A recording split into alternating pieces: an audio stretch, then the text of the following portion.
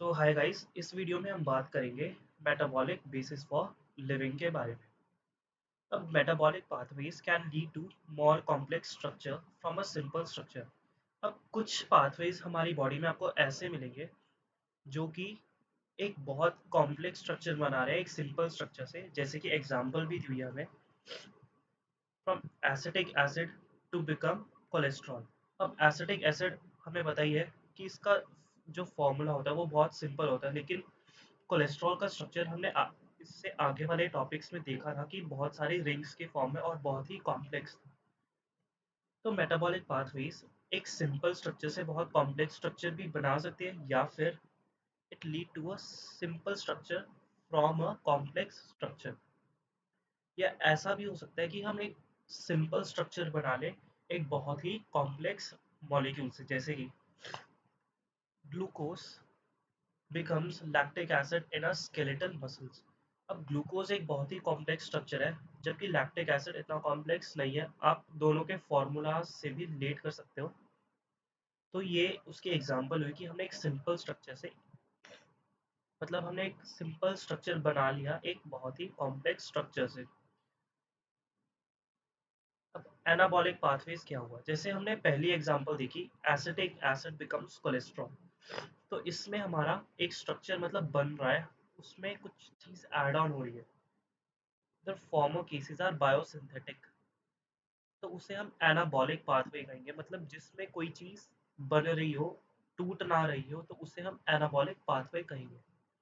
लेकिन जो हमारा सेकेंड एग्जांपल है ग्लूकोज और लैक्टिक एसिड वाला, इसमें हमारा ग्लूकोज टूट रहा है। अगर आपने ग्लाइकोलिसिस, चलो ग्लाइकोलिसिस तो इसमें नहीं आएगी, तो इसमें ग्लूकोज हमारा लैक्टिक एसिड बना, मतलब ग्लूकोज से कुछ टूट कर हमारा लैक्टिक एसिड बना, तो उससे हम कैटाबॉलिक पाथवेज कहेंगे। Anabolic pathways as expected consume energy.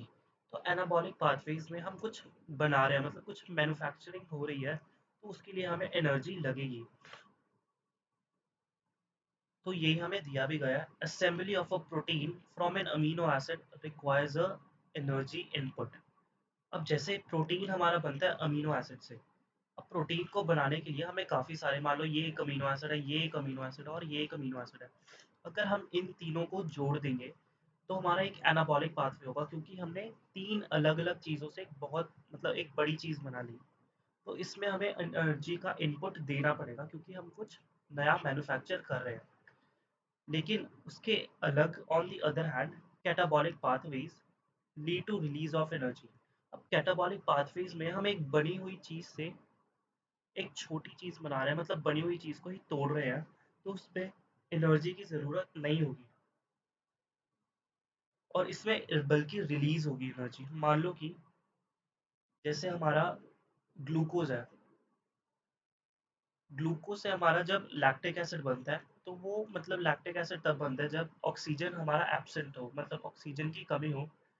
तो ग्लूकोज से लैक्टिक एसिड बनने में भी हमारी एनर्जी रिलीज होती है, अगर आपने पढ़ा हो। प्लांट फिजियोलॉजी में भी ये आता है। तो अगर आपने नहीं पढ़ा तो टेंशन की बात है, क्योंकि आगे वाले में आप पढ़ लोगे कि ग्लूकोज से लैक्टिक एसिड बनने में एनर्जी रिलीज होती है, लेकिन वो एरोबिक रेस्पिरेशन से कम होती है। For example, when glucose is degraded to lactic acid in a skeletal muscles, energy is liberated. उसके बाद this metabolic pathways from glucose to lactic acid, which occurs in 10 metabolic steps, is called glycolysis. अब आप में से कुछ ने glycolysis नहीं पढ़ा होगा, क्योंकि ग्लाइकोलिसिस अभी प्लांट फिजियोलॉजी में आएगा। तो ग्लाइकोलिसिस का मेन फंक्शन है कि ग्लाइकोलिसिस में अपना ग्लूकोज कन्वर्ट हो जाता है पायरुविक एसिड में। और ये 10, मतलब ऐसा नहीं कि ग्लूकोज डायरेक्ट कन्वर्जन होगी उसकी पायरुविक एसिड में, बल्कि ये 10 स्टेप्स में होता है। तो बेसिकली आप इसे ऐसा समझ सकते हो कि हम ग्लूकोज को 10 स्टेप्स में तोड़ेंगे और कुछ ऐसे स्टेप्स होंगे जिसमें हमारी एनर्जी रिलीज होगी। तो ये भी एक तरीके से कैटाबॉलिक पाथवे हो चुका। उसके बाद living organisms have learned to trap this energy liberated during degradation and store it in the form of chemical bonds। अब जो हमारी एनर्जी रिलीज होती है उसको हम ऐसे नहीं कि कहीं भी यूज हो जाती है, वो स्टोर भी होती है। वो हम अभी आगे देखेंगे कि वो स्टोर किस फॉर्म में होती है। This bond energy is utilized for biosynthetic, osmotic and mechanical work. अब जो एनर्जी स्टोर हुई इसका फंक्शन होगा कि ये किसी पाथवे में फंक्शन हो, कोई चीज़ बनाने में यूज़ हो, कोई जैसे हम मूवमेंट कर रहे हैं तो मैकेनिकल वर्क पे भी एनर्जी हमें चाहिए, तो ये एनर्जी उन केसेस में यूज़ हो जाएगी। अब हमें बताया गया कि एनर्जी स्टोर कैसे होती है। The most important form of energy currency in living systems is the adenosine triphosphate. तो energy is stored in the form of ATP. ये हमने 9th 10th क्लास में भी पढ़ा होता है कि एनर्जी हमारी एटीपी के फॉर्म में ही स्टोर होती है हमारी बॉडी में। So how do living organisms derive their energy, what strategies they have evolved, how do they store this energy, in what form, how do they convert this energy into work, you will study and understand all this। अब ये हमारी higher classes में आएगा, तो इसको आप एक तरह से इग्नोर भी कर सकते हो। तो इस वीडियो में इतना ही, अगली वीडियो में हम अपना लिविंग स्टेट से शुरू करेंगे।